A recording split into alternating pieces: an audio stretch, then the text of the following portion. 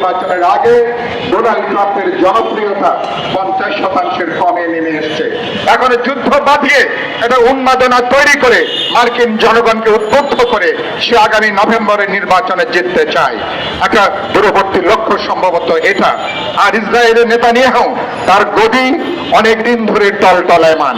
একটা যুদ্ধ পরিস্থিতি থাকলে নেতানিয়াহু যুদ্ধচক্র সে তার ক্ষমতাকে সে টিকিয়ে রাখতে চায়। আপনারা খেয়াল করবেন, পাকিস্তানকে উস্কানি দিয়ে এভাবে সাম্রাজ্যবাদীরা যেভাবে আফগানিস্তানে নতুন ভাবে তারা সেখানে যুদ্ধ শুরু করেছে। এটা অবিশ্বাস্য ঘটনা। পাকিস্তান এখন আফগানিস্তানের বিরুদ্ধে যুদ্ধ করছে। যে আফগানিস্তানের তালেবানদেরকে পাকিস্তানিরা মদদ দিয়েছে, তাদেরকে রসদ জুগিয়েছে, তাদেরকে ট্রেনিং দিয়েছে এই তালেবানদেরকে, এখন তাদের বিরুদ্ধে মার্কিন মদদে নতুন ভাবে পাকিস্তান এখন যুদ্ধ ঘোষণা করেছে। লক্ষণগুলো ভালো না।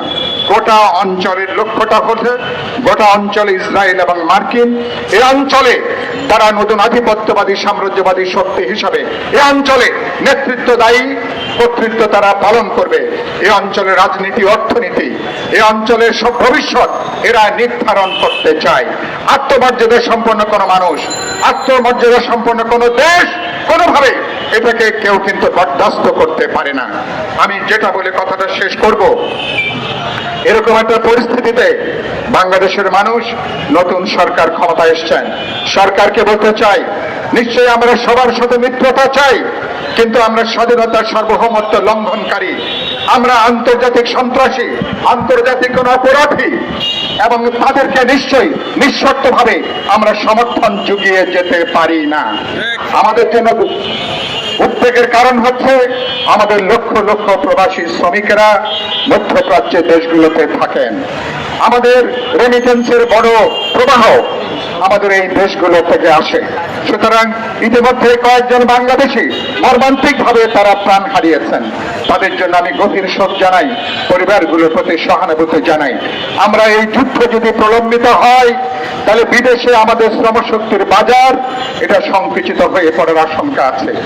এবং আমি সেদিক থেকে সরকারকে বলবো, আপনার মন্ত্রণালয়গুলো আমাদের দূতাবাসগুলোর সাথে যৌথভাবে কাজ করে কিভাবে আমাদের লক্ষ লক্ষ প্রবাসী শ্রমিকরা তারা যেন নিরাপদে থাকেন সেটাকে নিশ্চিত করবেন।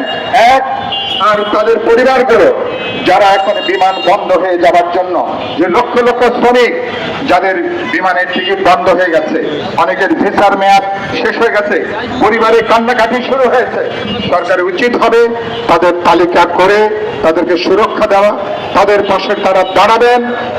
রিক্রুটমেন্ট এজেন্সিগুলো এবং বিমান কোম্পানিগুলোর সাথে আলোচনা করে আমাদের লক্ষ লক্ষ শ্রমিকরা তারা যেন নতুন কোনো বিপদের মধ্যে না পড়েন এটাকে তারা নিশ্চিত করবেন। এবং আমি আশা করি সরকারি ব্যাপারে দায়িত্বশীল আচরণ করবেন।